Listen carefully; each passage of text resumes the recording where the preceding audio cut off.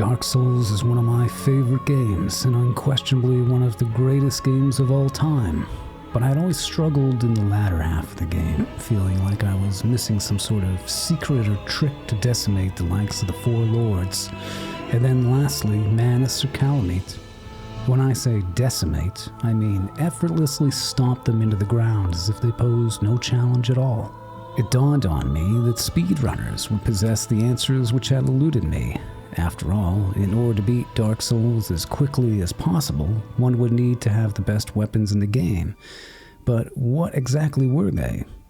Then I discovered this excellent video by Catalystz, one of the world record holders, where he outlines the history of speedrunning techniques and classifications for Dark Souls, and in doing so articulates how speedrunners were able to ascertain the best weapons in the game from the very beginning. The solution to this problem would come several months later, when a speedrunner named Tranquil further improved Thanatos' world record. He did this by utilizing the Black Knight weapons. These weapons drop from various Black Knights located around Lordran. However, their drops are not guaranteed, forcing the runners to continually reset runs until successfully obtaining the weapon. In the new record, Tranquil chose to go for the Black Knight sword, which drops from a Black Knight in Undead Burg, close to the Gold Pine resin.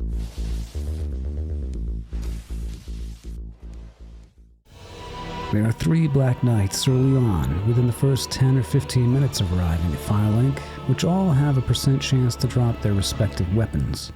Those weapons are the Black Knight Sword, the Black Knight Greatsword, and the Black Knight Halberd. Of those 3, the Black Knight Sword has the lowest stat requirement at 20 strength and 18 dex. In order to wield a two-handed, we'd only need 14 strength and 18 dex. Note that two-handing any weapon requires the dex stat at a minimum, and that 1.5 times your current strength stat to equal the strength stat requirement. 14 times 1.5 will get us above the 20 strength requirement, where we'd otherwise need 22 strength at a minimum for the Greatsword or Halberd.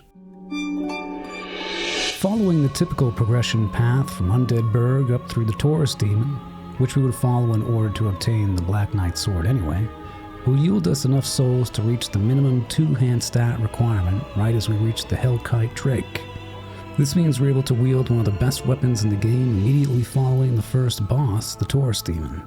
And then we're able to one-hand it by reaching 20 strength and 18 dex, immediately following the second boss, the Gargoyles.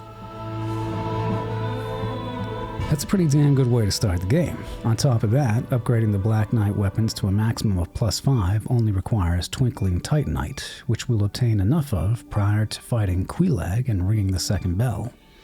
Correct me if I'm wrong, but I do believe this is one of the earliest possible points to have a maxed out weapon in the entire game, with traditional weapons not capable of reaching their maximum until much later given their dependency on Titanite chunks, which only become prevalent after reaching Anor. So now we're able to output a ton of damage, not just early on, but throughout the entire remainder of the game. But is that enough to withstand the toughest bosses, like Manus and Kalameet? After testing this with a Black Knight Halberd run a few months ago, the answer is not really. DPS alone is not enough to quickly dispatch the most aggressive bosses in the game. So what's the solution? After extensive research, going through various videos and forum posts, I began to see one specific item referenced again and again. The Greatshield of Artorias. What the hell even was this? I don't remember coming across this in any previous playthrough, and that's because it's easy to miss. It requires you to know how to transpose a boss soul into a particular item, which can only be done at the giant blacksmith in Anor. Unlike in Dark Souls 3, where a boss soul is the only item necessary to create one of 2 items with it, here in Dark Souls 1, we're going to need to get a generic shield to +10 first, and in conjunction with the Soul of Sif, transpose that worthless shield into the best one in the game, the Greatshield of Artorias. To wield it, we're going to need to get our strength up to 34, which is more than doable by the time we get to Anor, or just before we reach the giant blacksmith. In essence, not only will we have a fully maxed out Black Knight sword before Ornstein and Smough, but we'll also have the best shield in the game as well. From this point forward, we'll find no resistance from any of the remaining bosses, and completely stomp them all into the dirt, for we have become the Cheesemonger. Can he walk? Does he drool or... Monger, Charlie. Cheesemonger. Cheesemonger. Cheese. Why are you saying it that way? Is he a mongrel or monster? That's all I want to know. We'll even be able to withstand the swipes from the bed of fucking chaos because the Greatshield has a whopping 600 stability, the best of any shield in the game given the 34 strength requirement. Like the old adage says, sometimes the best offense is a good defense. So how do we get there exactly? Well, there's a series of steps to follow in order to optimize your path to becoming the Monger and lay waste to all who oppose you. When creating your character, choose the warrior class, as starting off with 13 strength and dex will help us wield the Black Knight sword as soon as possible, but be sure to choose the master key as well. For 1,000 souls, purchase the residence key from the merchant in Undead Burg. While somewhat expensive early on, this key will unlock access to a chest containing gold pine resin, which we'll use against both the Black Knight and Taurus demon to amplify our damage output. Just before facing the Black Knight, pop all of your humanity to increase your item drop rate, save, and quit your game. Now this part really only applies to PC players, as this is the point where you'll need to back up your save, since there's not a 100% chance that the Black Knight will drop the weapon that we're after. Unfortunately for console players, you guys will have to follow suit with what the Speedrunners do, and start a new character all over again if the weapon fails to appear. Having 6 or more humanity at this point is critical, as the more you have, the more likely you are to get the weapon to drop after facing the Black Knight. Certainly do not expect to get it on your first time, though it has happened to me before. In this case, the third time was the charm. Fighting the Black Knight is fairly easy. Just buff your weapon with the gold pine resin before each attempt, and do your best to circle around behind him for a backstab. After 4 or 5 of those, he'll be disposed of, and we'll get our chance to win the Black Knight sword. With a little luck, claim your prize and carry on. After facing the Black Knight, head up the stairs to find the crystal lizard hidden in a barrel. It'll drop 2 twinkling titanite, which we'll use to upgrade our sword to +2. Similar to the fight with the Black Knight, buff your longsword with gold pine resin, then take on the Taurus demon. For best results, 2-hand the weapon and roll between his legs right before he attacks. The pine resin will amplify your damage to the point where you should be able to defeat him in only 5 or so hits. From the Taurus demon, head down and past Hellkite Drake, returning to the previous bonfire via the ladder shortcut. You should have enough souls at this point to get dex to 18, but bump strength and vitality up as well if possible. You can now 2-hand the Black Knight's sword. Make your way through the upper Undead Burg, picking up the Firekeeper's soul for Estus upgrade number 1, then head to Andre. You may need to use some soul items here to boost your available souls, but upgrade the Black Knight's sword to +2 using the Twinkling Titanite procured prior to the fight with the Taurus demon. On your way to the Gargoyles, free Lautrec using either the Master or Mysterious key. Leave him be for now, and then make your way to the Gargoyles. 2-handing the +2 Black Knight sword should make quick work of them. Ring the first bell of awakening and head back to Firelink. After returning to Firelink, level your strength to 20. You can now 1-hand the Black Knight sword. And while you're there, kick Lautrec 3 times to knock him off the ledge. Quit and continue the game after he dies to claim the Ring of Favor and immediately equip it. Note that it will break if you unequip it, so never take it off. And if Lautrec isn't there, quit and continue until he appears. From Firelink, head back up to the elevator and return to Andre. Next, we're going to clear out everything in Darkroot Garden and Darkroot Basin, while first heading down through the winding cliffs and towards the basin itself. On our descent, we'll come across Crystal Lizard number 2, which will drop enough Twinkling Titanite for us to upgrade the Black Knight sword to +3. Further down, past the Black Knight that drops the Black Knight halberd, we'll also find the Grass Crest shield. Equip this as it boosts stamina recovery while equipped, with the buff applying even when 2-handing our weapon. With the Grass Crest shield in hand, it's time to become the world's greatest landscaper and clear out the entirety of Darkroot Garden and Basin, as we're going to need a ton of souls in order to progress.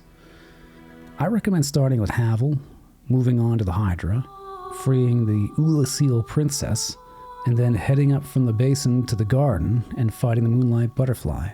Clear out all nearby areas as well, and you should have close to 30,000 souls. Now it's time to head back to Andre.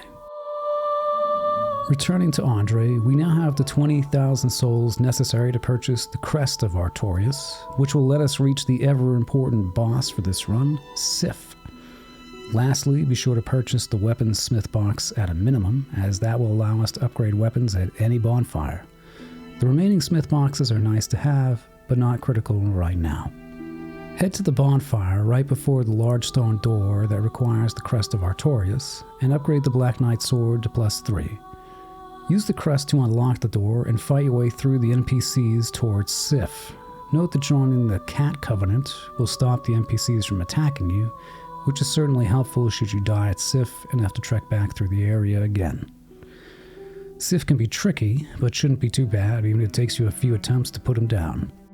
This fight is necessary for two important reasons, as Sif drops 2 items upon death, the Ring of Artorias, which we'll need to wear in order to fight the 4 kings later on, and the Soul of Sif, which we'll need to use once we reach Inner Londo to craft the Greatshield of Artorias.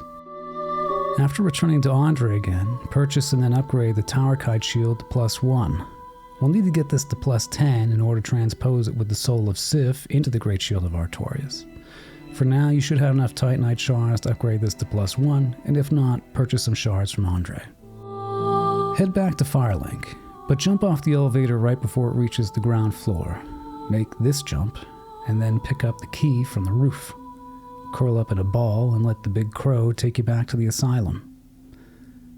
I recommend reaching the bonfire first, then taking out the demon and Black Knights. Be sure to grab all the items here, most importantly the peculiar doll from where you started the game and the rusted iron ring from the locked door at the top of the Asylum. This ring is of critical importance to us, as it'll let you run through watery areas without the movement penalty, making Blighttown much more tolerable. I also want to note that from this point through Inner Londo, you should continue to prioritize strength while leveling. The goal is to reach 34 after dealing with Sens Fortress, but also make sure that you put at least 1 point into Vitality for more hit points, and Endurance for more stamina each time you level as well. Let the crow take you back to Firelink from the Asylum and make your way back through the Burg, but now head down to the lower Burg via the locked door on Hellkite Bridge. After making your way through the lower Burg and reaching the Capra Demon Fog door, do not fight him. Instead, continue past the door, winding your way back through the sewers and towards Firelink. Be sure to purchase some poison and toxic moss from the merchant. We'll want 10 of each at a minimum before heading to Blighttown. The main thing to do here is to unlock the door in the sewer and to rest at the Firelink bonfire so we don't have to make our way back through the lower Burg again if we die at the Capra fight.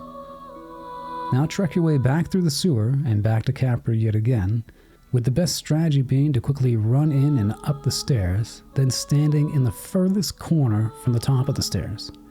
This should allow you to block attacks from the 2 dogs and take them out, while also causing the Capra Demon to fall off the stairs when it tries to attack you.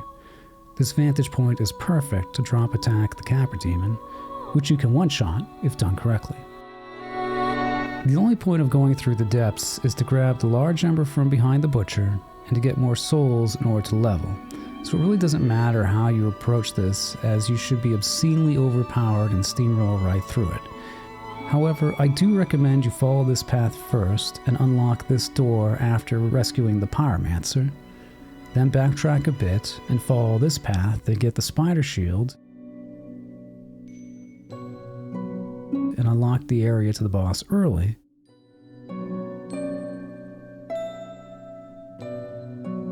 And be sure to pick up the Ring of the Evil Eye while you're down here. After defeating the Gaping Dragon, unlock the door to Blighttown, but then head back up to Firelink instead. There's a ton of stuff to do now that we're headed to Blighttown, through the back door thanks to the Master Key. First we're going to get there by heading down to Londo Ruins, but quickly heading up through this door using the Master Key. heading this way into Blighttown will make things infinitely easier than if we had descended instead through the depths. The first major objective is to get the Estus upgrade number 2, or to find yet another Firekeeper soul, this time surrounded by toxic dart bastards. The spider shield you found in the depths is the best defense here, as it will block any poison damage. Do your best to take out the dark guys and throw some bombs to use those that are just out of reach. After acquiring the Firekeeper soul, there is some important armor that will be useful later on. Descend another level from the toxic dark guys and make your way across this precarious branch to find the Crimson Robe set. This set will negate curse buildup and will make the Seath fight later on a joke. Next, head down through the swamp and make your way to the Great Tree. Be sure to rest at the bonfire here. In this area, follow the path I take here, which will land you in an area with 3 crystal lizards. If they disappear before you get a chance to kill them, quit the game and continue. It might take a few tries, but eventually they will respawn. You need to take out 3 of them in order to gain 6 Twinkling Titanite. Once you have enough, homeward bone back to the bonfire and upgrade the Black Knight sword to +5. Congratulations, you've now maxed out your primary weapon for the rest of the game. Now head back to the swamp bonfire and get ready to take on Quelaag. Also be sure to look for any large Titanite shards throughout the swamp, as we'll need those to upgrade our shield from +5 to +10. After Quelaag is defeated, ring the second bell of awakening and head through this secret wall to meet her sister. Rest at the bonfire and then head into the Demon Ruins to take on Ceaseless Discharge. While we're not going to progress very far into the Demon Ruins, Ceaseless Discharge is basically adjacent to the Quelaag arena and it takes all of 1 minute to beat. Simply take his sister's clothes to piss him off, then run back to the Fog Gate. Swap to your fists, and when his hand lands near you, beat the shit out of it. Damage is irrelevant here, as all that's required to defeat him is a certain number of hits. After getting smacked around, he'll fall backwards and die, yielding you a good amount of souls. Level up again and get the Tower Kite shield to +2, then head back to Firelink. Once again, head back to Andre, consume some soul items, purchase some Titanite shards, and assuming you found enough large Titanite shards in the swamp, get the Tower Kite shield up to +9. As we go through Sens Fortress, we'll acquire enough large Titanite shards to finish upgrading the shield to +10 before we head to Anor. Make your way up to Sens Fortress, and most importantly, loot these 2 chests to gain 4 large Titanite shards. We'll only need 3 of those to get the Tower Kite shield to +10 once we reach the bonfire at the apex of the fortress. Lastly, obliterate the Iron Golem and then take the demonic Uber to Anor. After reaching Anor, head to the bonfire and level up. You should be able to reach 34 strength at this point, and along with our +10 Tower Kite shield and Soul of Sif, we now have everything we need to craft the Greatshield of Artorias. Make your way through Anor as normal, but before the ONS fight, head to the giant blacksmith to create the Greatshield of Artorias. Congratulations, you now wield 2 of the strongest items in the game and no longer need to craft a damn thing for the remainder of it. You have become The Cheese Monster. From this point forward, the game becomes somewhat linear. After a trivial encounter with ONS, you'll obtain the Lord Vessel and can complete the game in whichever order you like. For my recommendation, I suggest the following. Don't talk to Frampt when returning to Firelink. Instead, head down to New Londo Ruins, aka Ghost Town, grab Estus upgrade number 3, unlock the shortcuts, and take out the 4 kings. Talk to Kath after the 4 kings are defeated, and he'll take you to place the Lord Vessel. Talk to him again in the Abyss to join his covenant. Next, finish up the Demon Ruins. At this point, you should hopefully have 30 humanity to offer Quelaag's sister. If not, head back to the depths and farm rats for humanity until you do. Be sure to join her covenant at the same time you give her the humanity, though. This will open a secret door to bypass half of the Demon Ruins or Lost Izalith, where you'll be able to save Solaire and get the Sunlight Maggot, which will be greatly beneficial for one of the final areas, Tomb of the Giants. Be sure to open the secret door before fighting the fire demon, and attain the sunlight maggot from one of the bugs by the door to prevent Solaire from later becoming hollow. You can now do this area however you want, as it's fairly linear, though I suggest doing the fire demon, centipede demon, then taking the shortcut to reach the Bed of Chaos. The Bed of Chaos is one of the cheapest fights in the game, but with a couple of tricks we can greatly simplify it. Run to the right side, take out that orb first, quit and restart, and you'll now be just outside the boss area and the fog gate. Return to the left side and take out the final orb. Quit and restart the game again. This time you pass through the fog gate, head straight ahead, but use the Greatshield of Artorias to block the swiping attacks from the boss. While it will move you around, you won't take any damage, and should be able to beeline it straight ahead to finish off the boss. After the Bed of Chaos is dealt with, take out Quilag's sister for Estus upgrade number 4. Now it's time for Duke's Archives and Seath. This area is very linear, but be sure to take out this crystal golem for an item you need to start the DLC. If he doesn't drop anything, go back to the Darkroot Basin, past the area with the Hydra, and free the Ulasil Princess. After you progress far enough, Seath will destroy you and you'll wake up in a prison. From this point forward, kill everyone you come across without resting at a bonfire. Once you make it through the prison, and then again through the archives, acquire the prison key and trek your way back to free Logan and attain Estus upgrade number 5. Trek back again to the bonfire near where you found the prison key and rest. Don the crimson robes and make your way to Seath. He shouldn't pose much of a challenge. Once Seath is defeated, head to the inner Londo bonfire and take out the Firekeeper. This will grant you the final Estus upgrade number 6.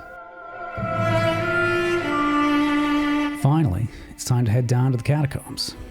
This area is also fairly linear, just be sure to take out the Necromancers to stop the skeletons from respawning, grab this ring if you want to take out an optional boss later on, and continue downwards until you fight Pinwheel. He should be a joke, but with the rite of kindling, you can now kindle bonfires to give yourself up to 20 Estus, up from the previous maximum of 10.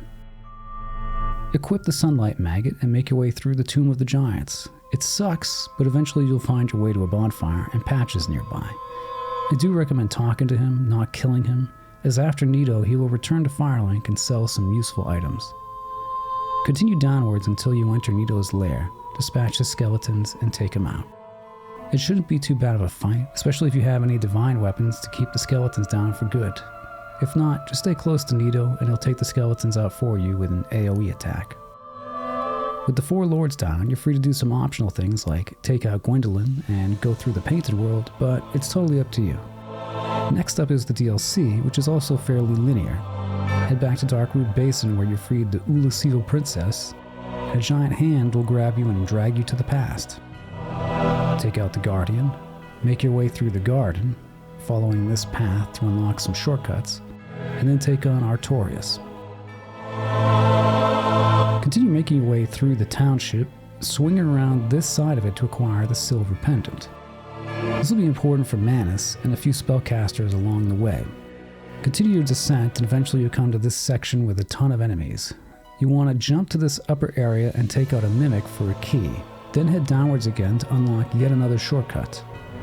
Down, down, and down some more, you'll eventually reach the Abyss.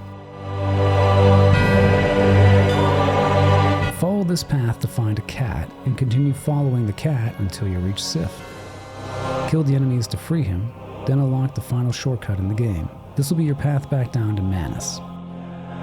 With the Great Shield, Manus will be extremely manageable. Just keep your shield up and strafe to the left, instead of just about every other enemy in the game where you'd normally strafe to the right. The window of his attacks is few and far between, but you'll be able to tank his damage without any issue. Eventually, the fight will be over.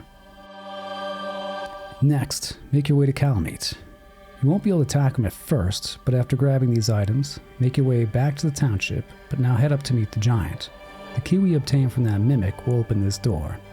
Talk to him to trigger a cutscene where he shoots Kalameet out of the sky. Return to the boss arena to fight Kalameet, and similar to Manus, use your shield and strafe to the left.